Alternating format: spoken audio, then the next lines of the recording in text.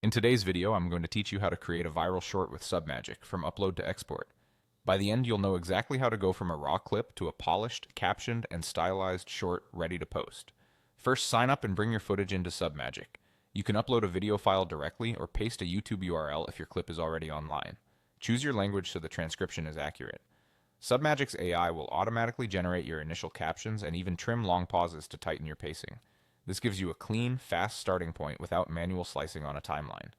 Next, refine your content in the text timeline. This lets you edit by words, not just waveforms. Highlight any sentences, tangents, or stumbles you don't want, then delete them to remove those parts of the video. The AI also cleans up silences and common filler words, which keeps the energy high. Play it back as you go and use undo if you cut a bit too aggressively. Aim to preserve your message while eliminating anything that distracts. Now customize your captions. You can edit the text for clarity, fix names or terms, and style the look. Change colors to match your brand, add emojis for emphasis, or pick a high-impact template like the Hormozy style for bold, dynamic captions. Make sure your text contrasts well with the background and stays within safe margins so it's readable on mobile. A quick scan for typos here goes a long way. Let's add visuals to boost engagement.